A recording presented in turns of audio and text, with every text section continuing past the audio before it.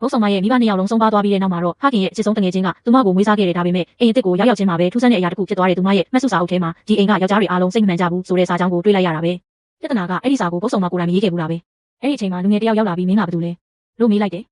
ဘုတ်ဆောင်မကသူ့ကိုမိတ်ဆက်ပေးလိုက်တော့အဲ့ဒီလူငယ်ကသူမရဲ့အလှကိုမြင်ပြီးချက်ချင်းသဘောကျသွားတယ်သူကဘုတ်ဆောင်မဟာသူ့အဖေမွေးစားထားတဲ့သမီးဆိုတာသိသွားတော့လားအထုပ်တွေကတဲပေးမယ်ဆိုပြီးအခန်းထဲခေါ်သွားခဲ့တယ်ဒါပေမဲ့ဘုတ်ဆောင်မအခန်းထဲဝင်လိုက်တာနဲ့သူကတကားကိုလျှို့ဝှက်စွာတော့ခတ်လိုက်တယ်ပြီးတော့ရုတ်တရက်ငါမင်းကိုပထမဆုံးမြင်ကလေးကချစ်မိသွားတာလို့ပြောလိုက်တယ်ဘုတ်ဆောင်မလန့်သွားပြီးသူ့ဘားကိုရိုက်ချလိုက်တယ်ဒါပေမဲ့အဲ့ဒါကသူ့ကိုပို့ပြီးဒေါသထွက်စေခဲ့တယ်သူကဘုတ်ဆောင်မရဲ့သပင်ကိုဆွဲကင်ပြီးငါရေးစားဖြစ်ပေးရမယ်လို့အတင်းကျပ်ပြောတဲ့ဘုတ်ဆောင်မလည်းချက်ချင်းသူ့ခြေထောက်ကိုနင်းချလိုက်ပြီးတကားစီပြေးသွားကကဲကြပါအောင်လို့အော်ဟစ်လိုက်တယ်အဲ့ဒီအချိန်မှာပဲတကားပြင်ဘက်ကနေအတန်ထွက်လာတယ်တကားဖွင့်လိုက်အဲ့ဒါသူ့အကိုကြီးရဲ့အတန်ပဲကြောက်သွားတဲ့လူငယ်ကဘုတ်ဆောင်မရဲ့ပါးစပ်ကိုပိတ်ထားပြီးညီမနဲ့စနေတာပါလို့လိန်ပြောလိုက်တယ်ဒါပေမဲ့နောက်တစ်စက္ကန့်မှာတော့လုံးဆိုပြီးတကားကြီးပွင့်ထွက်သွားတယ်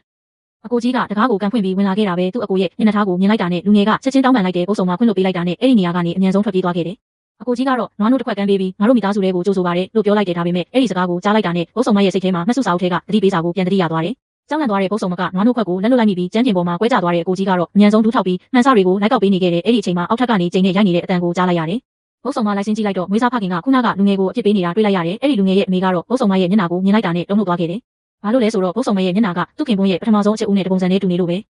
ဒါကြောင့်သူမကသားကိုအမြန်ခေါ်ပြီးထွက်သွားခဲ့တဲ့နောက်တော့ဘုတ်ဆောင်မကမွေးစားဖခင်ကိုကျမဒီအိမ်ကနေတောင်းချင်ပါတယ်လို့ပြောခဲ့တယ်ဒါပေမဲ့မွေးစားဖခင်ကချက်ချင်းညင်းလိုက်တယ်ဒါတွေမကဘူးဘုတ်ဆောင်မကိုမထွက်ခိုင်းပဲသူ့သားငယ်ကိုသာအိမ်ကနေနှင်ထုတ်ဖို့ဆုံးဖြတ်လိုက်တယ်ဒီလိုနဲ့ဘုတ်ဆောင်မလည်းအဲ့ဒီအိမ်မှာဆက်နေရတော့တယ်နောက်တစ်နေ့မနေ့စာစားချိန်မှာတော့လူငယ်ကထပ်ပြီးတောင်းပန်လာတယ်ဒါပေမဲ့ဒီတစ်ခါသူပြောလိုက်တဲ့စကားကပိုပြီးထူးဆန်းနေတယ်ငါအကိုနဲ့ဝေးဝေးနေသူကမြင်ရတဲ့လောက်မယိုးသားဘူးလို့ပြောလိုက်တာပဲအကိုကြီးရဲ့လျှို့ဝှက်ချက်ကိုဆက်ပြောတော့မယ့်အချိန်မှာပဲအကိုကြီးရောက်လာခဲ့တဲ့ဘုတ်ဆောင်မလည်းချက်ချင်းထွက်သွားလိုက်တယ်အဲ့ဒီနောက်ဘုတ်ဆောင်မကအိမ်ကူတယောက်ကိုအကိုကြီးအကြောင်းမေးကြည့်ခဲ့တယ်ဒါပေမဲ့အိမ်ကူကတော့အကိုကြီးကအရန်သဘောကောင်းတဲ့လူပါလို့ပဲချီးကျူးနေခဲ့တယ်ပြီးတော့သူဟာငငယ်ကလေးကမွေးစားမိခင်ရဲ့အနိုင်ကျင့်တာကိုခံခဲ့ရကြောင်းလည်းပြောပြခဲ့တယ်အဲ့ဒီအချိန်မှာပဲအောက်ထပ်ကနေရန်ဖြစ်နေတဲ့အတန်တွေထွက်လာတယ်ဘုတ်ဆောင်မပြေးကြည့်လိုက်တော့မွေးစားမိခင်ကအကိုကြီးကိုအော်ဟစ်ဆွဆွဲနေတဲ့မင်းငါသားကိုထိခိုက်အောင်လုပ်လိုက်တာဒါပေမဲ့အကိုကြီးကအေးအေးဆေးဆေးပဲပြန်ဖြေတယ်ကျွန်တော်ဘာမှမလုပ်ဘူးသူ့ဘာသာလှေကားပေါ်ကပြုတ်ကြတာလို့ပြောလိုက်တယ်ပြီးတော့ကျန်းပြင်ပေါ်ကစကျင်ကြောက်လုံးတွေကိုကောက်ယူလိုက်ပြီးမွေးစားမိခင်နဲ့တားဖြစ်သူစီကိုပြစ်ကျဲချလိုက်တယ်အဲ့ဒီညင်ကွင်းကိုမြင်လိုက်ရတဲ့အချိန်မှာတော့ဘုတ်ဆောင်မနောက်ဆုံးတော့သဘောပေါက်သွားခဲ့တယ်ဒီလူဟာအပြင်ပန်းမြင်ရတဲ့လောက်မြင့်မြတ်သိမ်မွေ့တဲ့သူမဟုတ်ဘူးဆိုတာကိုဘုတ်ဆောင်မတို့ဘာတွေဆက်ဖြစ်သွားကြမလဲ like and follow လုပ်ပေးခဲ့ပါအောင်ရှင်